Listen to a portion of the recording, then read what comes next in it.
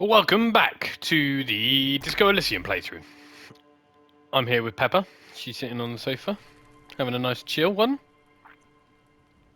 And we are back in it. We have just rummaged through the bins. Now I'm going to actually rummage through them a bit more. The trash container stands in the spring snow. The smell of rotten food rises to greet you. Because I remember cartons, dirty rags, that and a organic belt waste. could be in there. So I want to find that belt.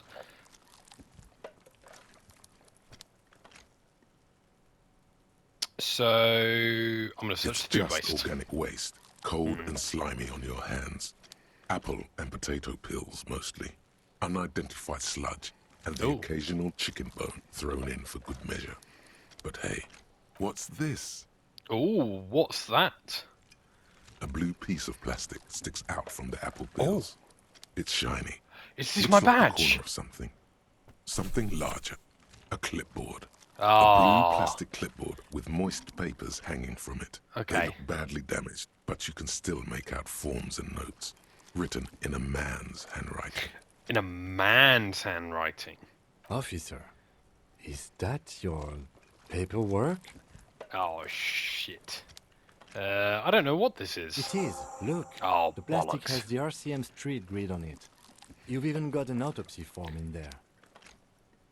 Oh, boy. A miserable slip of paper sticks to the If board. you don't mind me asking, how did this get in the trash? It has a foreboding quality to... Maybe I needed to get loose for it for great bloodletting to begin.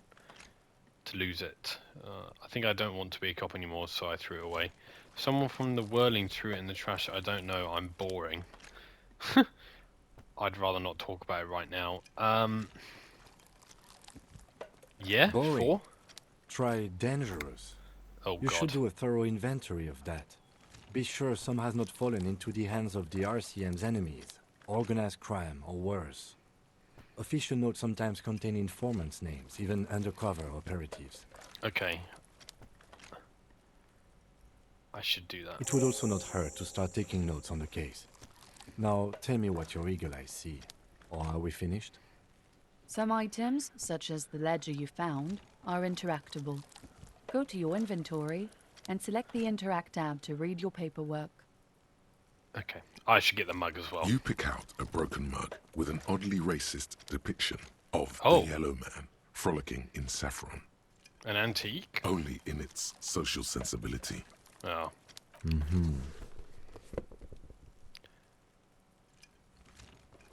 Then return to the site to You've the trash. acquired an interactable item. Investigate this item further by going to the Interact tab in your inventory. Perfect. The container sounds a muffled gong.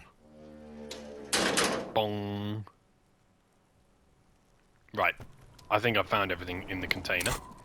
So let's, first of all, let's take these gloves off. Where is... There we go. Get those gloves off. God, I'm looking good. And by that I mean I'm not looking good. Read your ledger and name the case. So, items. It's a postcard, lieutenant's handkerchief. Interact, here you go. So I can interact with the yellow mug. Well, let's interact with the ledger. This ledger is found in the trash. It's full of notes written in a man's dense cursive. Have a closer look. Maybe it can be salvaged. Start keeping notes on the case. Huh? It's the ledger you found in the trash. A pitiful cabbage of white and yellow papers hanging from plastic board, barely held together by a metal clip. This sad display is made complete by the faint smell of urinal cleaner. Oh, God. Anything There's else? a piece of toilet paper, or is Oh, it cleaning God. tissue? No, it's toilet paper. God. Desperately sticking to the back of the blue plastic clipboard. This is a sad state of affairs, this is. It's a metaphor for you. I'm shit. That's what the metaphor is. Thank you, waterlogged ledger, for spelling it out for us. Yeah, thank you. Right. Let's browse the white papers first. They're not exactly white. They're yellowed in patches by sunlight and alcohol, and covered covered in dense blue handwriting. Ink escapes into watercolor patterns, reaching its tendrils across entire pages. The paper itself is checkered, with faint red lines, forming short paragraphs. Once in a while, there's a red stamp that exclaims, "Case files, commit to paper." The case files themselves are plenty. You count more than 100 sodden, crumpled up, earmarked pages falling blimey. apart in your hands. They appear to be sufficiently organized and extremely dense, if mostly illegible. God damn. Work, strife, poverty, the Jamrock Quarter. These are handwritten logs of investigations dating back to January 51, this year. The exact number is hard to estimate due to missing pages and an odd naming convention. But there are at least 20, maybe 30 cases undertaken, not completed, mind you. It's the middle of March. You have attempted 2 cases a week on average. Okay. 2 cases a week. Blimey. What do you mean? Is that all? Okay, so my reaction speed. I quite like my reaction speed. I'm gonna follow reaction speed over. But my logic is. Okay, my logic is high reaction speed. 2 cases a week. Good caseload, Lieutenant. There was a mention of a naming convention here. Count the pages. I have to open an official case. Is there room? I'm done inspecting these files.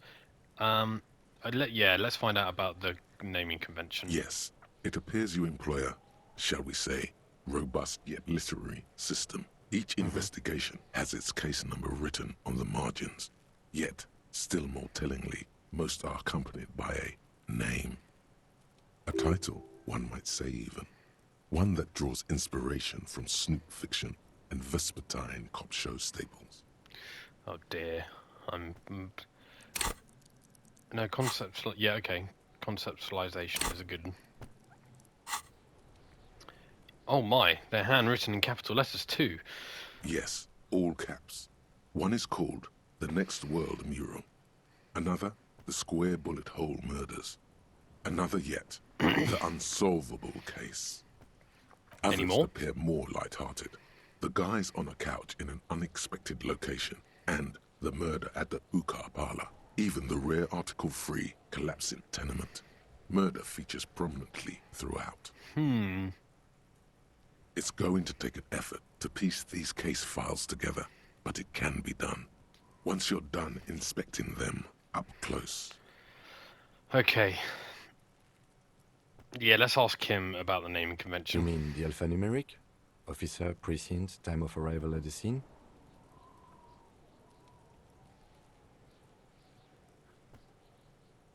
No, let's be true with Kim. Oh, you mean the titular? Yes, well, so do I. In our defense, almost everyone in the RCM does. Why is that? It's a holdover from the early days of the RCM, right after the revolution, when the organization had little idea how to do things. It persists in an unofficial capacity. Officers use these titles to refer to their work among themselves. It seems I've named a case the Square Bullet Hole Again, Murders. in your defense, I seem to have named one the man with the hole in his head. That was a real person. His death was real. Still, I named it that, to amuse myself. Okay. I pray his loved ones never find out. Yeah, what happened to Rail him? spiked through the head. He Ooh. died. It was a workplace accident. Okay. Yeah, now let's ask him his 2 cases is good workload. 2 complex cases to undertake is a lot, yes. You really have to push yourself. I would not suggest it, lest you start making mistakes. Oh, okay. I shouldn't do 2 a week then.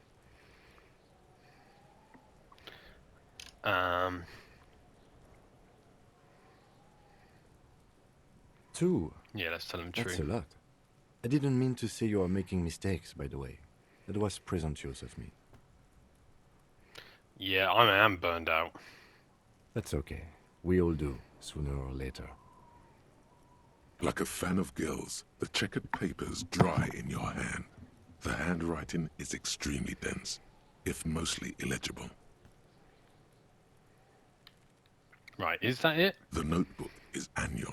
It says 51 on what remains of its cover. A molten strap of cardboard. Everything prior to this must have belonged to a previous volume. In short, there was more. Right, let's count the There pages. is, for precisely one more. 15 pages near the end remain untouched by the damage. The checkered grid forms a structure of passages, breaking the case into subtasks to accomplish. Once all the tasks are accomplished, the case is complete. Commit to paper using the pen Lena gave you. Who is Lena? The tasks you've completed flow out of the kind green ape pen in a brash freehand similar to the rest of the letters. The wording comes easily. It's almost robotically simple, a language developed for mental rigor and simplicity. Inspect the victim's body. Interview the cafeteria manager. It's not exactly poetry, but poetry would be out of place. Cross out the ones you've already finished. A satisfying slash sounds across the paper. You're done, it seems to say. And you, and you. Things to be done and things already done. The composition of reality. This is an extremely useful tool for a detective of the citizens' militia. Now all that remains is to name the case. Yeah, what's Kim named it? No, actually. Any ideas? Ah. Okay, the Hanged Man. The furries are at home in the mirror. Furies? Furies. Not furries. The Setting Sun, shit on a stick. Yeah, let's go with the Hanged Great. Man. That's great. That's actually what I was thinking too. The Hanged Man. Good, strong name. We have a very good name for the case now. Woo! I'm going to start calling it the Hanged Man. It's good we sorted this out. Okay. I'm done inspecting these. You Close the don't case files. exactly close them, so much as distance yourself from the smelly papers. They're a little further from your nose now. Okay, so Kim explained the system, so I could probably read them now. Okay, let's try read them. Yes, you can Nice. piece them together using the alphanumeric code on the margin.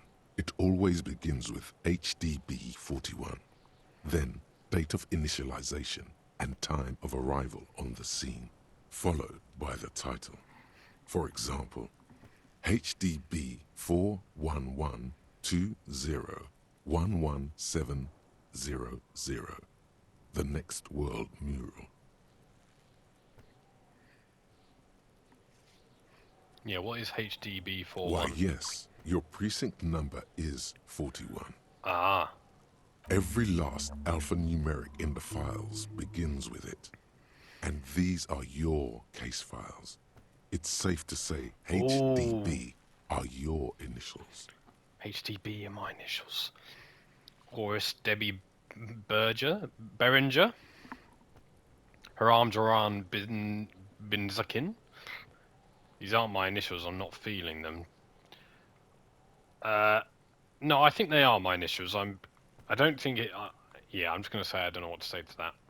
But I'm quite confident that my logic is pretty good. I got nothing here either.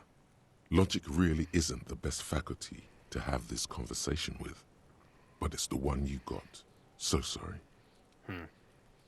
How long does it take to read a case? It takes about half an hour to piece one together, using the system you've devised. Where do you want to start? Let's start at...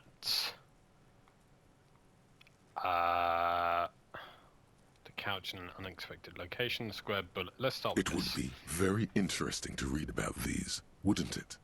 I mean, there seems to be a square-shaped entry wound in the victim's forehead. She's been sitting there for weeks, on her rocking chair, with a square hole in her skull, staring at the wall, her mouth agape.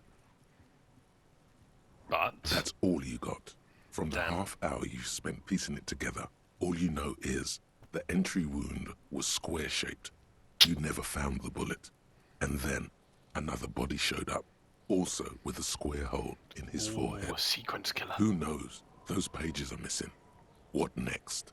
Damn. One day you may still catch the man with the square gun. Right, next world. Oh, did they just jump by half an hour there? Next world mural. This one is relatively easy to reconstruct. Overnight on 1202, a graffito, nay, a mural, appears on an 8-story tenement overlooking central Jamrock. The building is a sparsely inhabited ghost tower, part of a failed real estate development called Grand Couronne. Grand Couronne. Cause of failure, rent too high.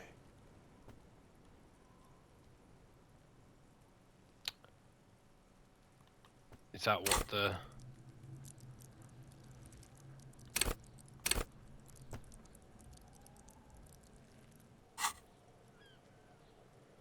Appears on an 8-story tenement overlooking central. The building is sparsely inhabited ghost tower. Oh, right. Okay, so, yeah, The rent was too mural high. is enormous. 2 silhouettes, a man and a woman, are kissing. The text cut into their form reads, "True love is possible, only in the next world. For new people, it is too late for us. Wreak havoc on the middle class." People call it that thing and that fucking thing. It's visible for miles. In 2 days, the station's complaints desk gets clogged with requests to remove the bummer. You and your partner are assigned to the case. The graffito crew is easy to track down. Only the bell lectures have the literage of industrial paint to cover the surface. One of the graffito artists is rumored to be rich. They take responsibility for the execution, but not the design. The ideologue of the next world mural, as the crew calls it, remains an unknown. Yeah, let's read on. The crew agrees to clean up after themselves. However, your partner, JV, is against the removal, citing public support for conservation.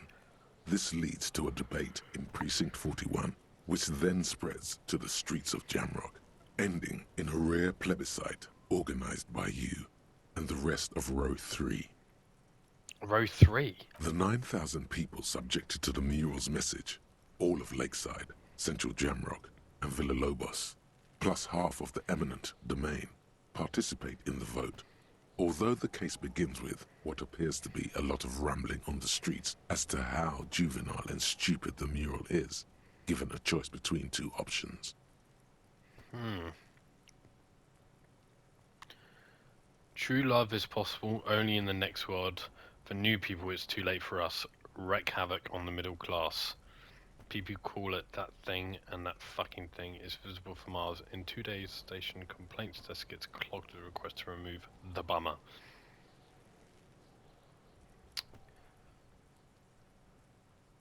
Right, so it's just, yeah, I mean, it is a bit of a bummer. Wreak havoc on the middle class. I mean, I guess it's speaking truth, but potentially it's easy to track down. Only the bell letters have the literage of industrial paint to cover the surface. Ah, so they're one of them. They take responsibility for their execution, but not the design.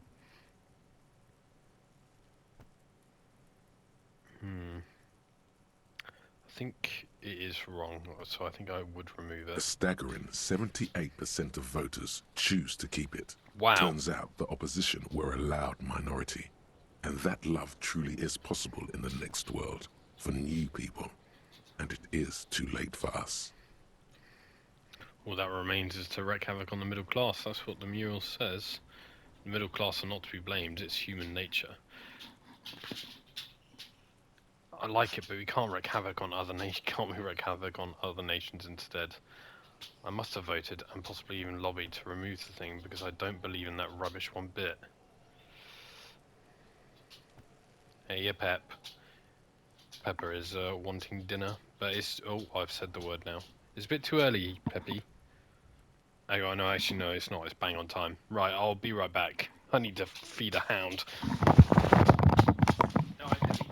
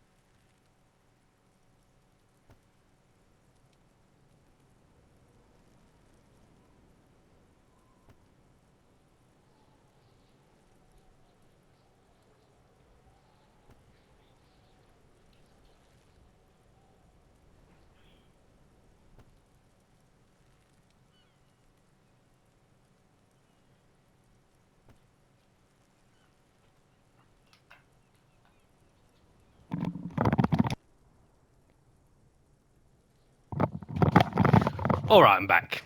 Pepper is currently chowing down on dinner. Right, so yeah, I mean, there's lots of politics and whatnot going on in this world that I don't really know yet. So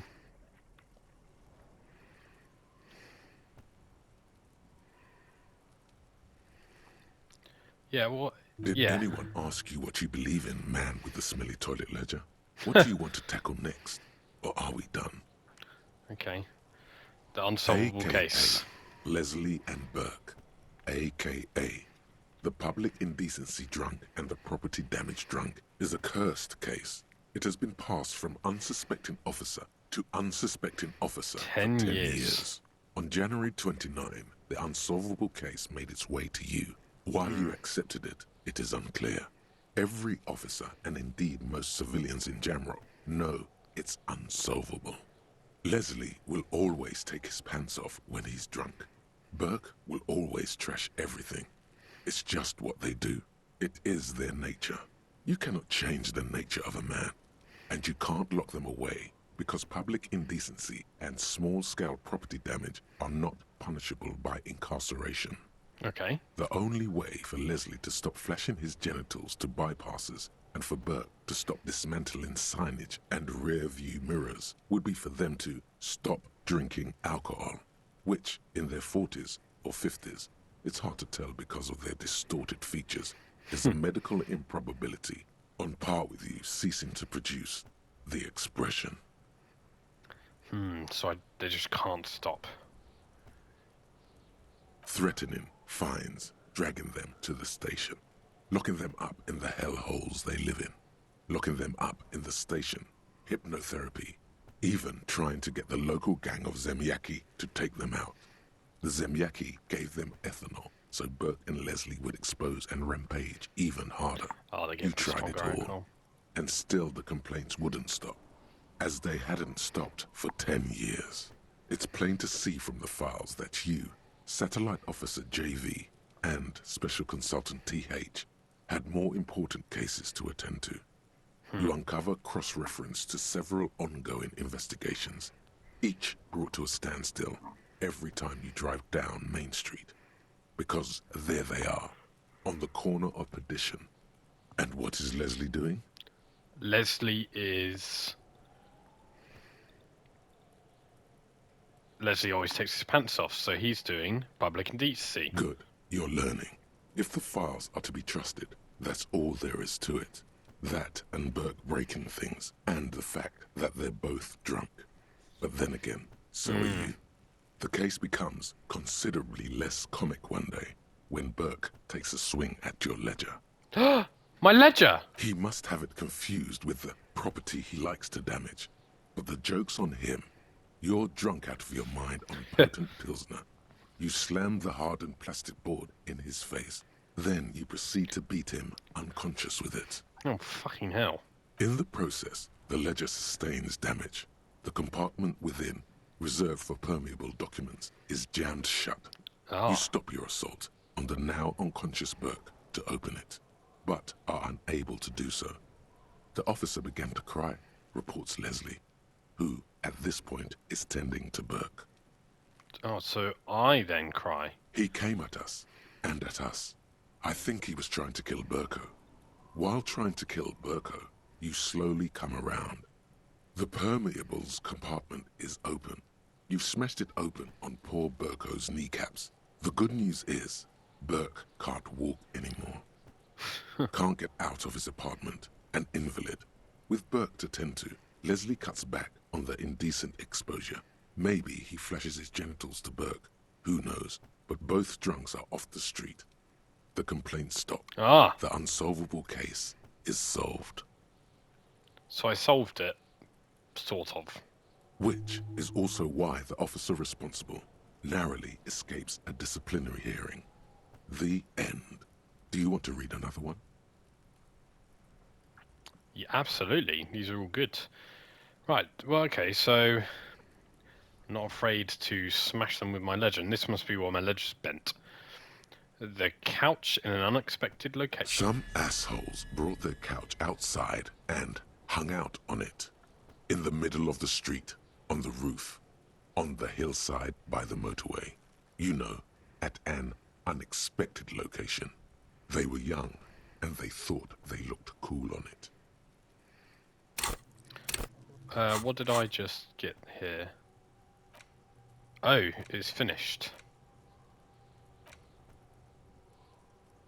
Okay, I'll read that after.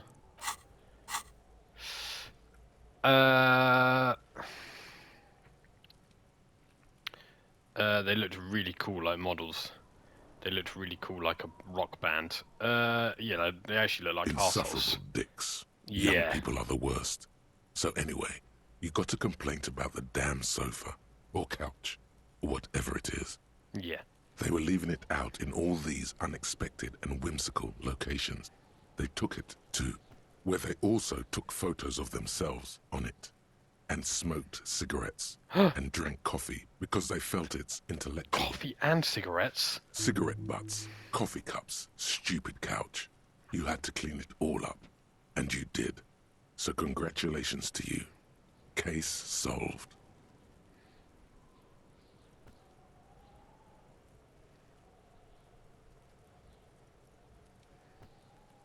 No, you didn't have time for that. These notes show that you have what is called a real goddamn job. You don't have time to be chasing down the couch assholes. You have a real job to do. What next? Murder at the hookah parlor. Murder. Tum-tum-tum. At the hookah parlor was a case originally assigned to an officer called Joseph Mills, who is now dead. Of circumstances completely unconnected to murder at the hookah parlor.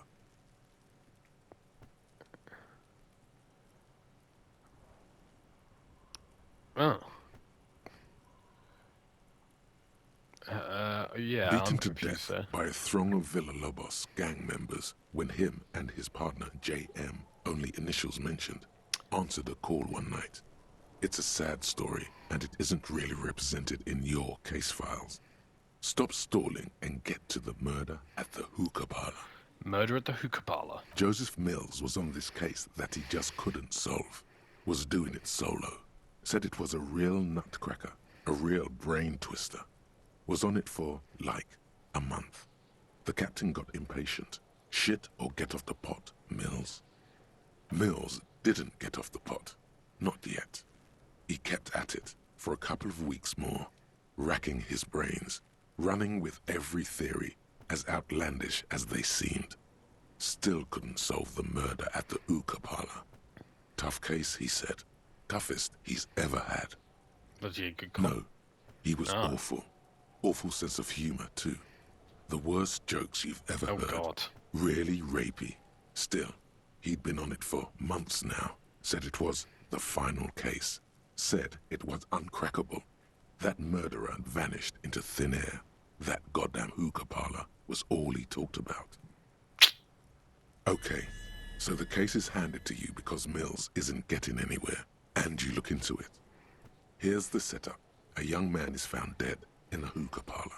You know, those places where you go and smoke bubblegum-flavored vapor all day. Ah, that's what they are.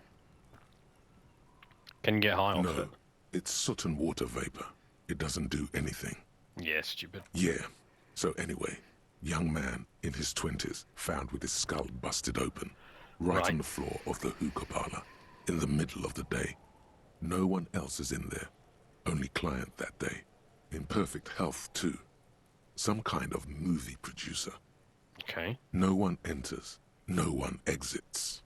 He's just sucking on his watermelon hookah all morning, all noon, like he usually does. He's a regular. No calls, nothing. Just sucking on the hookah until 15:45. Then bam, he's dead on the floor with his skull busted open, blood everywhere. What happened? How can it be? Mills has no idea. Invisible assassin. Movie deal gone sour. Girl at the counter did it.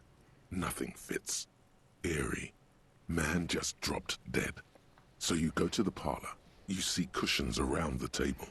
Tables low, heavy, really sharp edge. Saktuka stood up, passed out, and hit his head on the table and died? See? You can't even read the thing without solving it. Yeah, it was that. Turns out hookah does do something. It turns off your brain's oxygen supply, and you don't notice it until you get up to go to the bathroom.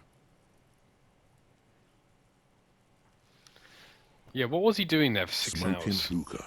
Didn't you hear? I don't know. Trying to come up with a movie script, maybe. Anyway, that was Murder at the Hookah Parlor. Joseph Mills wasn't a good detective, and about 30 minutes has passed, piecing it together. Next. Right, I can revisit. I think I've Not much has revisited all of changed them. in the meanwhile. A bunch of sodden papers still sags from the clipboard. Right, let's look at the yellow papers. In the back, you see thin, translucent copy of paper.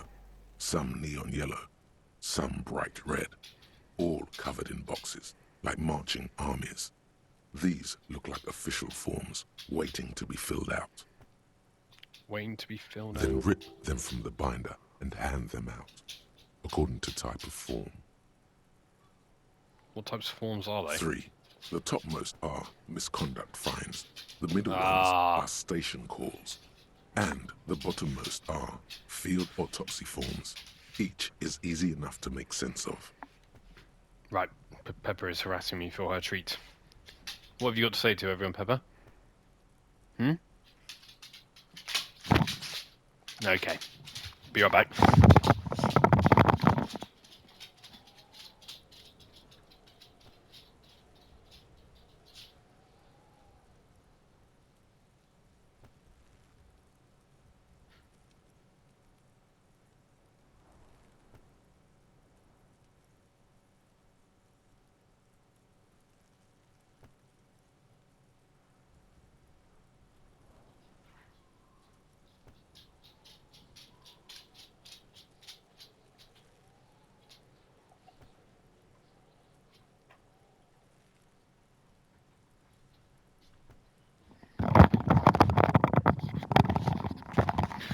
Okay, Pepper's got her treat.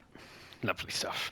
Right, okay, so these are all like sheets that you rip out to give out fines You and don't have to autopsy. be an intellectual giant to do police work.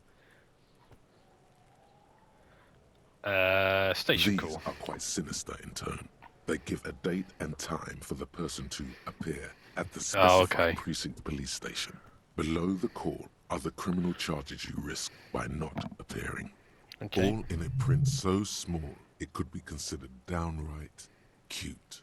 A Misconduct monetary fine. penalization ranging from 20 to 250 real. Severe cases allow for 1,000 real. But 1,000 that real. requires special paperwork. The details of issuing these fines are spread out over the rest of the fields. Okay. But they appear pleasantly vague. A field autopsy. A dozen pages of thin copy paper, bright red in color.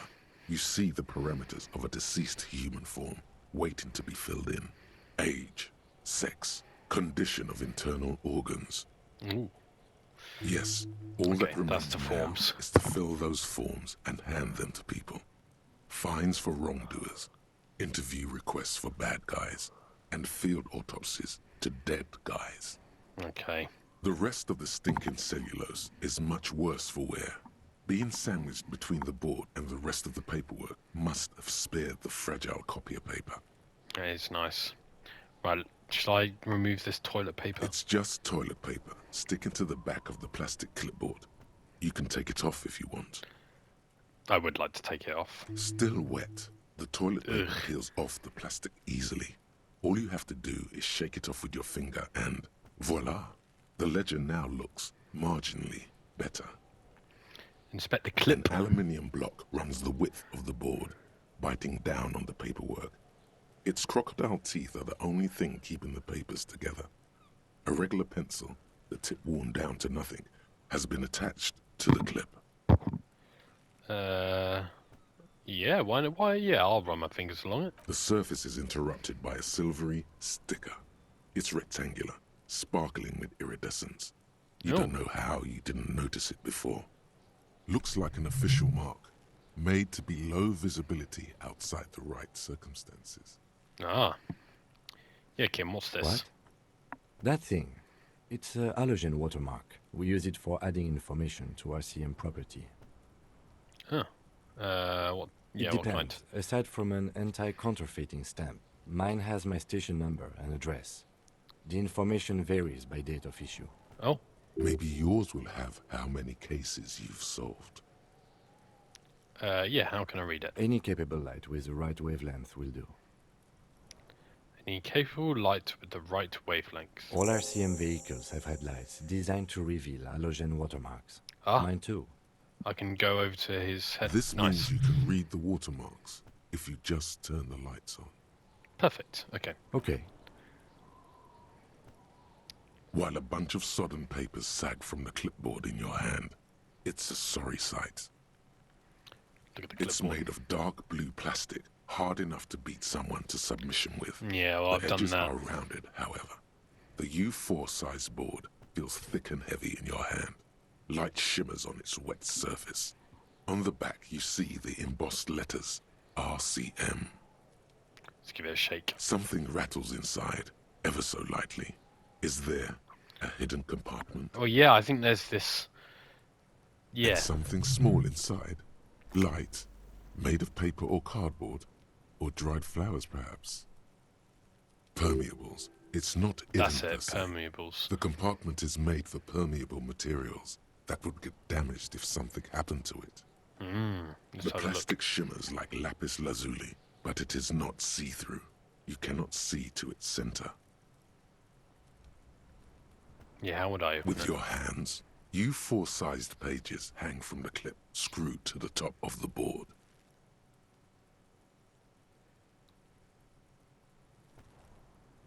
Crack it on the knee like Burke did. Yeah.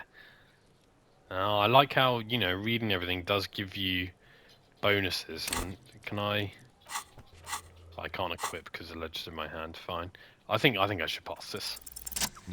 Nice! The two sides of the board appear slightly misaligned, like a drawer that's come off its slides.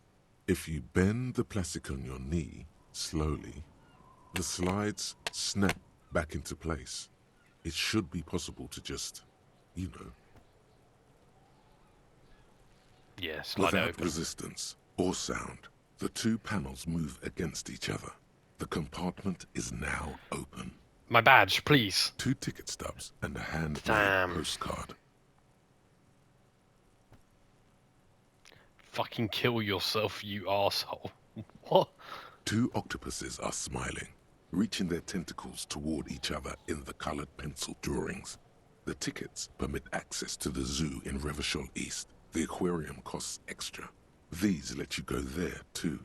I was very protective of the permeable case when beating that guy with that drunk with it. I wonder what the tickets represent. Thin wax paper has been glued to a piece of cardboard. Okay. Sounds like leaves rustling when you pick it up. You see violet flowers, floral patterns, patches of glue. Yeah, open it up. Familiar handwriting lines the inside of the card. Looped, round letters in a woman's hand. Woman's hand. A young woman in her 20s. There is care, effort, and a smile, you think. Although that is not something you can read from someone's handwriting. Harry, it begins. You're already reading. I wanted to write you a letter so you can read it when you wake up. Maybe it will make you happy. Keep reading. My name must be Harry. Your hand shakes, holding the card. Every morning when I step out and you're asleep behind me, it says, I find a little piece of sadness in me. I carry it in my chest, down Voyager Road. Every step I take, it grows. By the time I reach the fuel station, it has filled me entirely. I step onto the light rail and look back. Sparks fall from the bow collector. I know it will be like this until late afternoon, when I get off the 42 and walk back to you. You. Every step I take will get lighter. It almost makes me run. Sometimes I do. I can't believe I met you. I can't believe the happiness I feel with you. You have a vast, vast soul, and I will always, always, always always come back to it. Kisses, kisses, kisses. You feel the air sucked out of your lungs and the blood sucked out of your head. Everything around you gets dark. Small white dots appear. Sparks fall like snow from the bow collector. A streetcar distancing. You feel the ledger slip from your hand. Have I passed out? No, no, hold on. Yeah, come on, let's hold To on. what? There's nothing. Shit. Detective, is everything all right?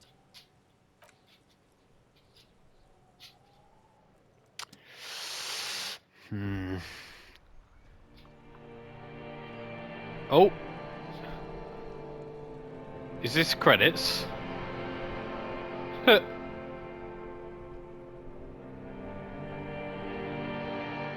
No? Loading screen? There is nothing. Oh! Okay, well, we'll end this episode there. It looks like looks like I read a message about, perhaps an ex-lover who died or something. But yeah, we'll end that episode here and we'll come back to it next episode. Thank you for watching.